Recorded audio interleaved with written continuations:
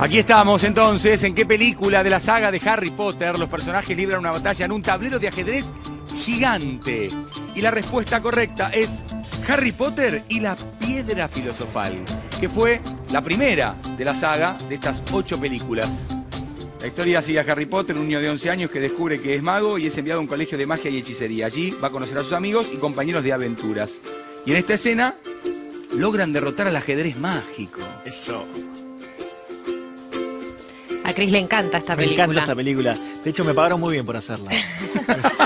Me fue bien. Era chiquito. Sí, porque tenés un aire, realmente nuestro Harry. Él sería Harry Postre. Y bueno, ya dejé el cine, Germán. Es bastante goloso. A la tele. Bueno, estamos disfrutando de la presencia de Carolina y de Carolina. Y estamos hablando del ajedrez. Ajedrez como deporte, lo discutimos hace un rato y creo que llegamos a una conclusión con respecto a eso, ¿no? Sí, señor. ¿O vos seguís pensando que no lo es? Va, voy a final del programa. Está involucrado el físico y sobre todo nuestro cerebro, que es nuestro órgano más importante, o uno de los más importantes, por supuesto. Cristian, ¿con quién estuviste? Estuve con Ariel Arbícer, es doctor en ciencias de la computación, se dedica y está íntimamente ligado al tema del ajedrez en la computadora. Crea programas, juega diariamente y le preguntamos eso, si realmente un humano puede ganarle a una computadora y nos respondió lo siguiente.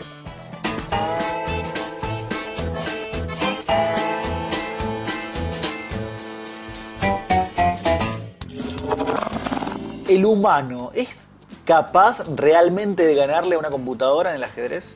Sí, en realidad se puede, pero es muy difícil cada vez más. Antiguamente, o hace un buen tiempo, casi se hubieran burlado de aquel que hubiera sostenido que la máquina iba a ganar frecuentemente. Hoy en día le temen a las computadoras, a los programas de ajedrez modernos. ¿Por qué es eso? ¿Qué mejoran las computadoras?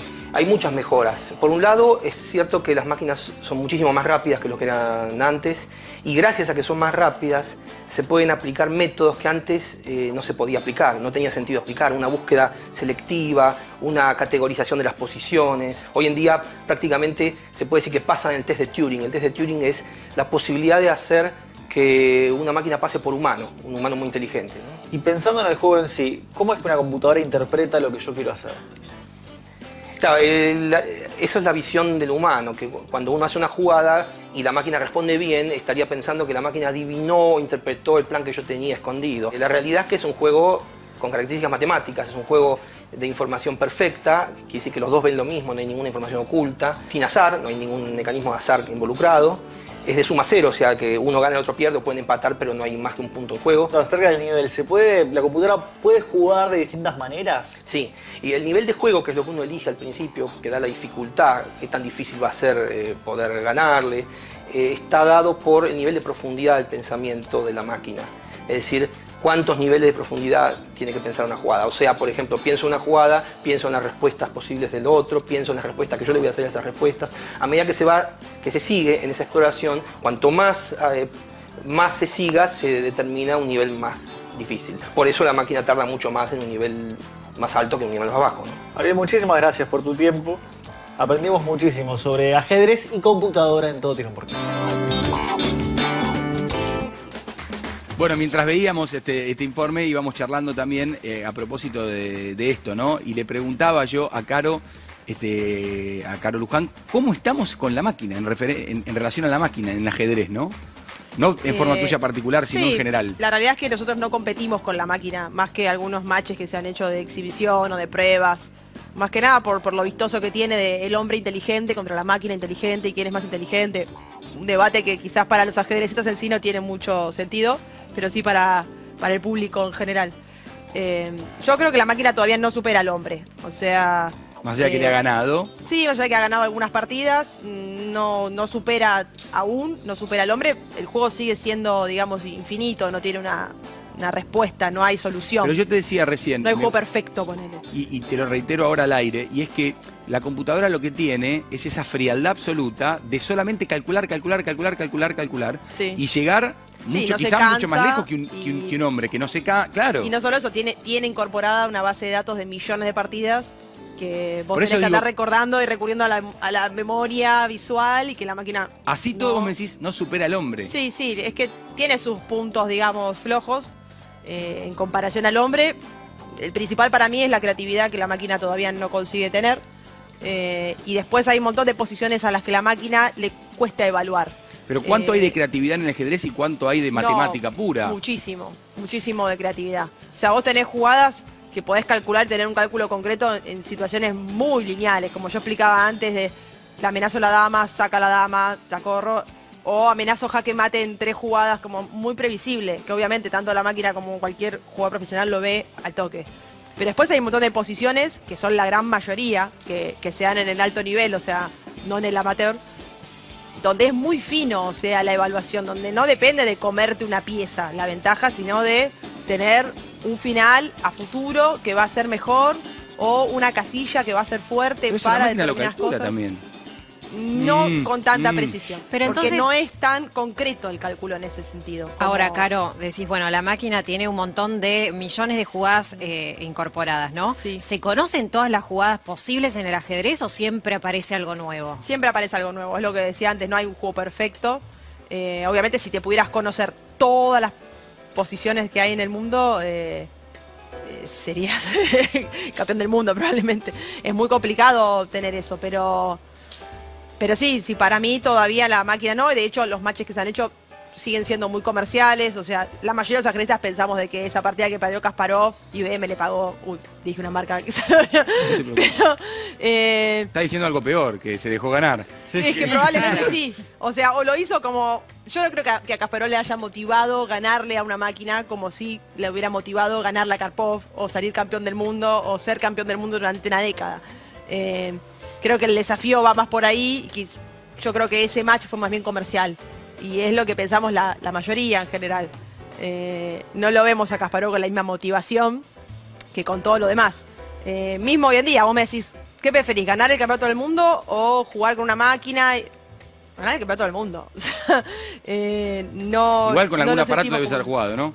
Sí, de hecho, vivimos con la máquina, o sea, pero la máquina Bueno. nos asiste. O sea, nosotros usamos la computadora para entrenar, para consultar bases de datos, para que chequee líneas, como lo hace más rápido. Si yo necesito cálculo concreto, puedo poner posiciones en la máquina, la dejo calculando horas, toda la noche, o depende del procesador que tengas. A propósito de los cálculos, que las y me dos han ayuda. coincidido en esto, tiene mucho que ver con la matemática, Sí. el ajedrez, y por eso tengo a mis amigos, compañeros, a Chucho y a Milrud, que nos van a explicar algo que tiene que ver justamente con esto. Voy a desplazarme. ¿Cómo les va, chicos? Muy bien. Está feliz. ¿Qué hace, Chuchito? Se le bien. cae la baba a Milrud, ¿viste? Este- Este es mi métier, este es mi momento, acá estoy a mis anchas. Bueno, Hay números y Milrud se pone contentísimo. total. Bueno, Me va a volver loco. Ahora, este es el momento que mi cerebro va a empezar a salir humo de mis orejas en un ratito, sí. vamos a contarle, yo les voy a contar un poquitito la historia, de dónde nace. Se lo conoce como la leyenda de Sisa, la creación. Sisa se le atribuye la creación del ajedrez. Bien. Es una historia muy linda. Es una historia donde Sisa inventa el ajedrez, este juego, este tablero con las fichas, se lo muestra a un rey de un lejano país de Oriente. Y el rey se pone muy contento, le gusta, se sorprende por el juego y le dice, bueno, elegí lo que quieras, el pago que quieras, yo te lo hago por este Quería juego". premiar. Lo quería Sí. premiar porque dijo, esto es maravilloso, esto es bárbaro. Te pago lo que quieras. Sisa, ¿qué le dijo? Bueno, voy a aceptar lo que me está proponiendo, le dijo al rey, y le voy a pedir que me dé un grano por el primer casillero del ajedrez. Por el segundo dupliquemos la apuesta. Por el segundo quiero 2. Por el tercer cuadradito quiero 4. Porque estamos duplicando el anterior. Y así sucesivamente. 8, 16, 32, 64 y así. Perfecto. El rey... Mira lo que me está pidiendo, dijo el rey. ¿Qué me estás Pero pidiendo? tráele los granitos a Dale. Denle la bolsa que se merece, que me está pidiendo. Medio enojado, ya te lo digo, que estaría el rey, porque es como le estaría menospreciando sus riquezas. Le dice, denle su bolsa de granos, como me está pidiendo, y que se vaya. Perfecto. Al ver que el contador del palacio no venía, y no vino por varios días, pregunta, ¿por qué? ¿Qué pasa que no terminan con esta cuenta? Rey, parece ser que esto es muchísimo lo que le está pidiendo. Si uno va haciendo esa cuenta de duplicar el casillero anterior, en el último casillero estamos teniendo, en total del tablero, 18,4 trillones de granos. Era un genio, sí. Capo. como ya me empiezo a meter con números, Crece de manera exponencial. Exactamente. Eso es el crecimiento exponencial. Que Mirta, tanto explícamelo. nos rompe la cabeza y cuando se dice que algo creció exponencialmente, se sugiere esto, lo que está pasando en el tablero de ajedrez. Dijimos, un grano por la primera casilla, 2 por la segunda, vamos a ir sumando. En la siguiente son 4. Sí. Hasta acá son números muy pequeños y obviamente a vos, a mí y al rey nos pasa lo mismo. Decimos, esto no va a llegar a ningún lado. ¿Qué pasa? Nos estamos olvidando de que esta suma hay que continuarla y acá tenemos 1, 2, 3, 4. Tiene que haber 64 sumando. Son 64 casilleros. Son 64 casilleros. Vamos a ver esto.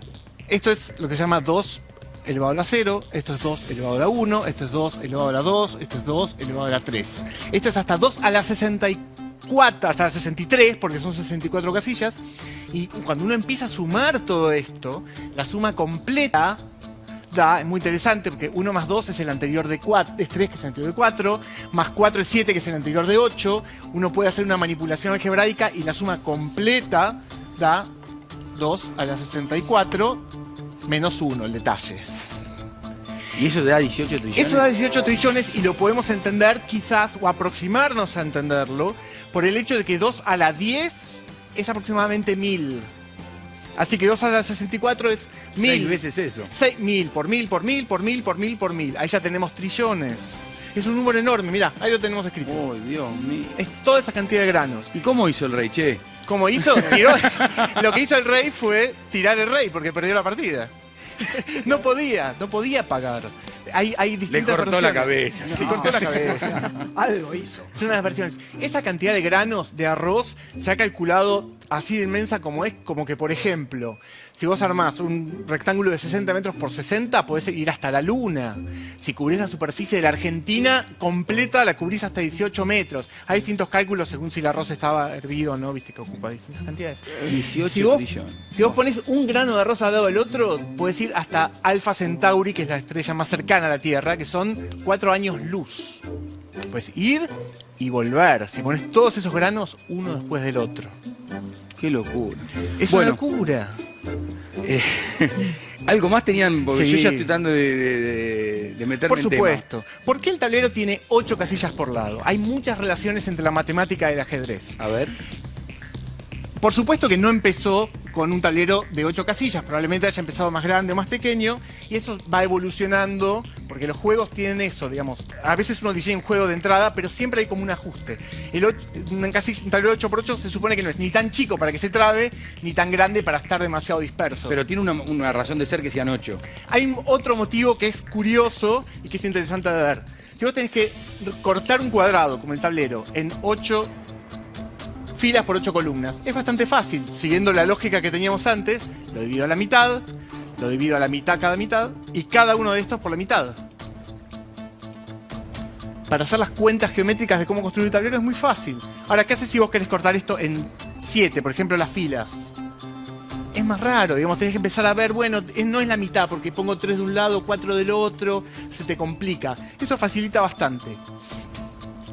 La matemática del ajedrez tienen... Ahí ya yo mismo metí la pata. La matemática del ajedrez tienen muchas características en común.